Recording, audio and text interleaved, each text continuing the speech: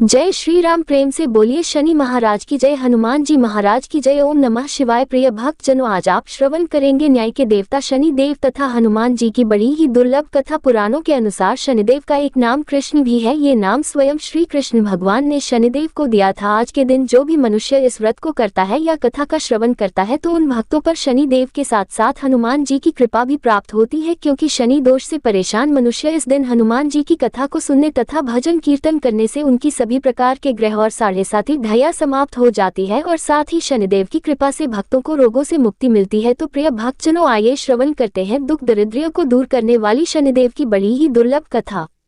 चलो कथा सुनाते हैं। किसी गांव में एक बहुत ही विद्वान ब्राह्मण रहा करता था। एक दिन रात्रि में उसने सपने में देखा कि एक नीला वस्त्र पहने हुए बहुत ही दिव्य पुरुष उसे कह रहा है कि हे ब्राह्मण देवता, मैं तुझे लगूंगा। अब देखिए, ये सपना उस ब्राह्मण को रोज दिखाई देता। इससे वह परेशान हो गया और दुबला पतला होने लगा। उसका स्वास्थ्य बहुत ही गिरने लगा। एक दिन उसकी पत्नी ने कहा, देखिए मैं आपको कितना अच्छे से खिलाती पिलाती हूँ, मेवा मिचड़ी खिलाती हूँ, दूध मलाई खिलाती हूँ, अच्छा भोजन आहार पकाकर खिलाती हो, फिर भी आप इतने दुबले पतले क्यों होते जा रहे हैं? इसका क्या कारण है? प्रिय भक्तजनों, उस ब्राह्मण ने अपनी पत्नी से अपना सारा हाल बताया कि मेरे सपने में एक नीले कपड़े पहने हुए बहुत ही दिव्य पुरुष आते हैं। वे मुझसे कहते हैं कि ये ब्राह्मण, मैं तुझे लगूंगा। अब यही सोचकर मुझे भूख प्यास नहीं लगती, मैं दुबला होता जा रहा हूँ। तब ब्राह्मणी ने कहा, हे पतिदेव, मुझे लगता है कि आपको शनि भगवान दर्शन देते हैं। आपके ऊपर शनि की दशा शुरू होने वाली है, इसलिए आपको वे सचेत करते हैं। अवश्य ही वे शनि महाराज है। अब की बार जब दिखे तो आप उनसे कहिएगा कि आप मुझे सिर्फ 1.25 पहर ही लगना। प्रिय भक्तजनों, उसी दिन जब रात्रि होती है तो ब्राह्मण फिर से सोता है और उसके सपने में शनि भगवान दर्शन देते हैं और कहते हैं, हे ब्राह्मण, आज मैं तुम्हें लगूंगा। तब ब्राह्मण ने कहा, हे भगवान, यदि आप लगना ही चाहते हैं तो लग जाए, लेकिन ये बताए भगवान आप कितने दिनों के लिए लगोगे? तब शनिदेव ने कहा, हे ब्राह्मण, तुम्हारे ऊपर साढ़े साती शुरू होने वाली है, मैं तुम पर 7 साल के लिए लगूंगा। तब ब्राह्मण ने कहा, क्षमा कीजिए भगवान, इतना भारी तो मुझसे झेला नहीं जाएगा, 7 साल बहुत है भगवान। तब शनिदेव बोले, अच्छा 5 वर्ष के लिए लगूंगा। तब ब्राह्मण ने कहा, शनि महाराज, ये भी मेरे लिए ज्यादा है। शनि भगवान बोले, तो ठीक है, 2.5 साल का लग जाओ। ब्राह्मण ने फिर मना कर दिया। तब शनिदेव कहने लगे, 1.25 पहर का लगूंगा तो ठीक रहेगा। प्रिय भक्तजनों, उसे 1.25 पहर की शनि की दशा लग गई। ब्राह्मण ने नींद से उठते ही अपनी पत्नी से कहा, देखो मेरे 1.25 पहर की शनि की दशा लगी है, इसलिए मैं जंगल जाकर समय बिताऊंगा। तुम मेरे खाने पीने का सारा सामान बांध दो और मेरे पीछे किसी से लड़ना मत, घर में बैठी रहना, बच्चों को भी कहीं मत जाने देना और इस 1.25 पहर में किसी को गाली भी मत सुनाना। ऐसा कहकर ब्राह्मण अपने घर से जंगल की ओर चल दिया। जंगल में ब्राह्मण एक पीपल के पेड़ के नीचे बैठ गया और हनुमान जी का पाठ करने लगा। 1 पहर बीत गया तो ब्राह्मण ने सोचा बाकी का समय तो रास्ते में ही बीत जाएगा। सुबह वहां से चल दिया और रास्ते में चलते हुए उसे एक सब्जी मंडी दिखाई दी। उसने सब्जी मंडी में से एक बड़ा सा कद्दू खरीदा। कद्दू खरीदकर अपनी चादर में लपेटकर वहां से चल दिया। तभी रास्ते में शनि महाराज एक साधु का वेश बदलकर उसके पास आते हैं और कहते हैं, तुम्हारे चादर में क्या है? ब्राह्मण ने कहा, हे साधु महाराज, मेरी इस चादर में तो कद्दू है। साधु ने कहा, अच्छा कद्दू है तो दिखाओ। जब ब्राह्मण ने अपना चादर दिखाया तो आश्चर्य, उसमें तो उस राज्य के राजा के बेटे का कटा हुआ सर था। ये देखते ही साधु महाराज, जो कि शनिदेव थे, उस ब्राह्मण को लेकर राज दरबार में पहुंच गए और राजा से कहने लगे, महाराज ये देखिए, ये दुष्ट दुराचारी आपके पुत्र की हत्या करके उसके सिर को काट के अपने चादर में लेकर घूम रहा था, इसे आप दंड दीजिए। प्रिय भक्तजनों, राजा ने जब सुना कि उस ब्राह्मण ने उसके पुत्र को मार दिया है, राजकुमार की हत्या कर दी है, तब राजा बहुत ही क्रोधित हुआ। उसने कहा, मुझे मत दिखाओ, मुझसे ये सब कुछ देखा नहीं जाएगा। हे सैनिकों, तुम इसे तुरंत ले जाओ और इसे सूली पर चढ़ा दो। जब नगर में ये समाचार कि राजा के पुत्र का सिर कट चुका है, एक ब्राह्मण ने उसकी हत्या कर दी है, तो नगर में हाहाकार मच गया और उस ब्राह्मण को सैनिक सूली पर चढ़ाने के लिए ले गए। जब फांसी पर चढ़ाने ही वाले थे, तब जैसा कि नियम होता है, मरने वाले से उसकी अंतिम इच्छा को पूछा जाता है, तो सैनिकों ने भी ब्राह्मण की अंतिम इच्छा को पूछा। सैनिकों ने कहा, हे ब्राह्मण, बताओ तुम्हारी अंतिम इच्छा क्या है? भक्तजनों, ब्राह्मण ने सोचा कि यदि किसी प्रकार कुछ समय तक के लिए फांसी रुक जाए तो शनि की दशा का 1.25 पहर पूरा हो जाएगा। ये सोचकर उसने कहा, भाई, मैं बचपन से नित्य बालाजी की कथा कहता और सुनता आया हूँ, आज मरने से पहले अंतिम बार कथा कह लेने दो। अब क्या था, फांसी देने वाले सैनिकों ने उसकी आखिरी इच्छा पूर्ण होने तक फांसी को रोक दिया। कहानी कहते कहते 1.25 पहर पूरा हो गया, शनि की दशा खत्म हो गई। अब इधर देखिए, राजा का जो पुत्र था राजकुमार, वह जंगल से शिकार खेलकर वापस राजमहल में आ गया। राजमहल में राजकुमार को देखते ही राजा बड़ा ही प्रसन्न हुआ, लेकिन मन ही मन उसे डर भी लगा। यदि यदि उस निर्दोष ब्राह्मण को फांसी चढ़ा दिया गया होगा तो ब्राह्मण हत्या का दोष लग जाएगा। अब क्या था, राजा ने 2 घुड़सवार को जल्दी से फांसी घर की तरफ दौड़ाया और ब्राह्मण को आदर सहित दरबार में आने का हुक्म दिया। ब्राह्मण राज दरबार में उपस्थित हुआ तो राजा ने क्षमा याचना मांगते हुए कहा कि आपके बगल में जो चादर है उसे खोल कर दिखाओ। राजा की आज्ञा के अनुसार ब्राह्मण ने चादर खोली तो उसमें कद्दू था। राजा ने ब्राह्मण को बहुत सा धन दिया और पूछा, हे ब्राह्मण देवता, मुझे ये समझ में नहीं आया, इस सब के पीछे रहस्य क्या है, ये सब क्यों हुआ, आखिर यह सब था क्या? तब ब्राह्मण ने कहा, हे महाराज, मुझे सवा पहर की शनि की दशा लगी थी, इसलिए ये सब कुछ हुआ। राजा ने कहा, हे ब्राह्मण, शनिदेव की दशा किस प्रकार टलती है? ब्राह्मण ने कहा, हे राजन, यदि राजा या सेठ को ये दशा लगती है तो काला हाथी या काला घोड़ा दान करना चाहिए। गरीब को शनि की दशा लगती है तो पीपल की पूजा करनी चाहिए और शनि की कहानी सुननी चाहिए। तिल, तेल और काला उड़द आदि का दान करे। काले कुत्ते को तेल चुपड़ी रोटी खिलाएं तो शनि की दशा उतर जाएगी। अब देखिए, राजा ने उस ब्राह्मण को कद्दू वापस किया। अब घर आकर ब्राह्मण ने कद्दू अपनी पत्नी को दिया। जब उसकी पत्नी ने सब्जी बनाने के लिए उस कद्दू को काटा तो उसके बीजों की जगह हीरे मोती निकलने लगे। तब ब्राह्मणी ने पूछा, हे पतिदेव, ये सब क्या है, इसमें से हीरे मोती कैसे निकल रहे हैं, इसे कहाँ से लाए हैं आप? तब ब्राह्मण ने कहा, हे प्रिय, जब शनि की दशा लगी थी तो ये कद्दू कुंवर का सिर बन गया था और जब दशा उतरी है तो शनि महाराज ने कैसे निहाल कर दिया, हमें मालामाल कर दिया। हे शनि देवता, जैसे ब्राह्मण को शनि की दशा लगी वैसे किसी को भी शनि की दशा ना लगे। जैसे ब्राह्मण को धन दौलत मिला वैसे सबको धन दौलत मिले। कथा कहानी कहते सुनते हुंकार भरते सबको मिले। बोलिए श्री शनिदेव की जय। ओम नमः शिवाय। प्रिय भक्त जनों, आइए अब सुनते हैं भगवान शनिदेव की दूसरी कथा। ये कथा सुनने से भक्तों को मनोवांछित फल की प्राप्ति होती है। नर्मदा नदी के किनारे एक गाँव में बहुत ही बड़े साहूकार का परिवार निवास करता था। साहूकार की मृत्यु हो चुकी थी। घर में साहूकारनी और उसके 2 बेटे, एक बड़ी बहू थी। साहूकारनी का छोटा बेटा मानसिक रोग से ग्रस्त था, उसकी मानसिक स्थिति ठीक नहीं थी। साहूकारनी की बड़ी बहू तारा को विवाह के कई वर्ष बीत गए थे पर अभी तक उसे संतान नहीं हुई थी। तारा को सदैव यही भय था कि कहीं उसके पति संतान पाने के लिए दूसरा विवाह ना कर ले। यदि उसके पति ने दूसरा विवाह कर लिया तो उसे सौतन का दुख सहना पड़ेगा। प्रिय भक्त जनों, इसी डर से तारा ने एक योजना बनाई और उसने अपने घर में काम करने वाली नौकरानी चंदा से अपने देवर चंदन का विवाह कराने के लिए अपनी सास साहूकारनी तथा अपने पति को मना लिया। चंदा स्वभाव से बड़ी ही दयालु तथा कृष्ण भक्त थी। वह बचपन से ही उसी साहूकार के घर काम करती थी, उसका अपना कोई नहीं था। अब चंदा का विवाह मानसिक रोगी चंदन से करा दिया गया। कुछ साल बाद चंदा ने एक सुंदर पुत्र को जन्म भी दिया, किंतु चंदा की जेठानी तारा ने चंदा का बच्चा छीन लिया और उसे घर से धक्के मारकर बाहर निकाल दिया और तारा ने अपने पति को भी अपने पक्ष में कर लिया। बेचारा चंदन तो मानसिक रोगी था, वह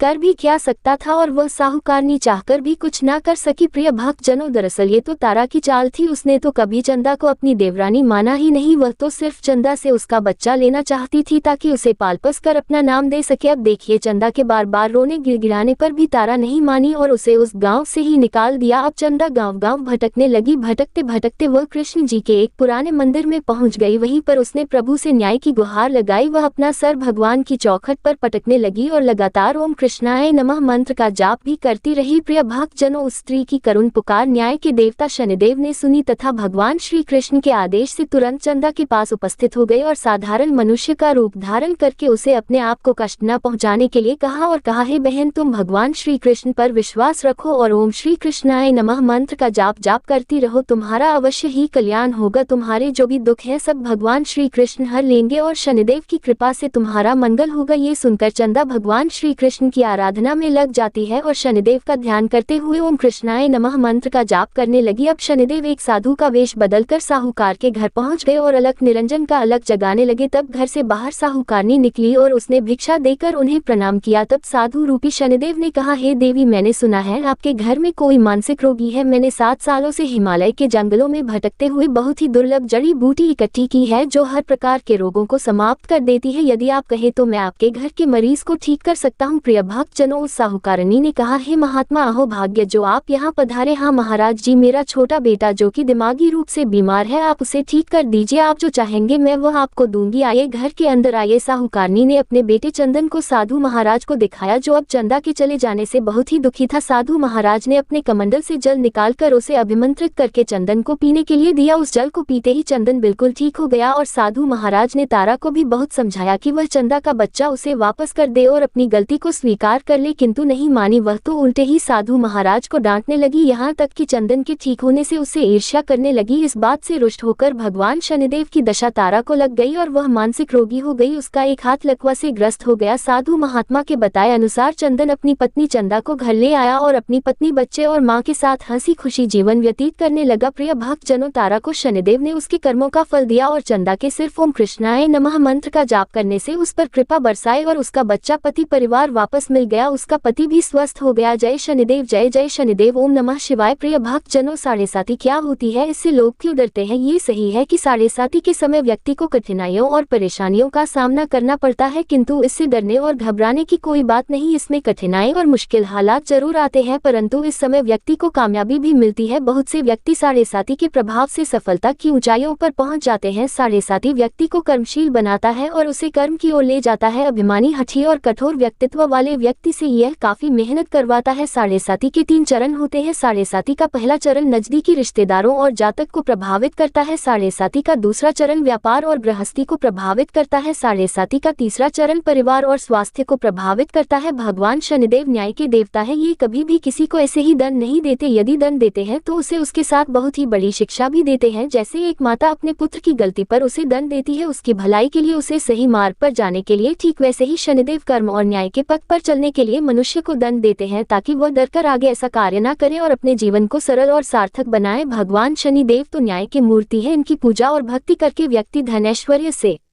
संपन्न हो जाता है और सफलता की नई ऊंचाइयों को छूता है, जीवन में तरक्की करता है, घर में सुख समृद्धि वैभव का आगमन होता है और व्यक्ति का जीवन बड़ा ही सुखमय हो जाता है। शनिदेव भगवान को प्रसन्न करने के लिए शनिवार के दिन पीपल के पेड़ के नीचे शाम को दिया अवश्य जलाएं और कुत्ते को तेल से चुपड़ी रोटी खिलाएं। शनिवार को जल में तिल डालकर पीपल को चढ़ाएं, इससे शनिदेव अत्यंत प्रसन्न होते हैं। और ओम कृष्णाय नमः महामंत्र का जाप भी करें। ओम गण गणपतिये नमः।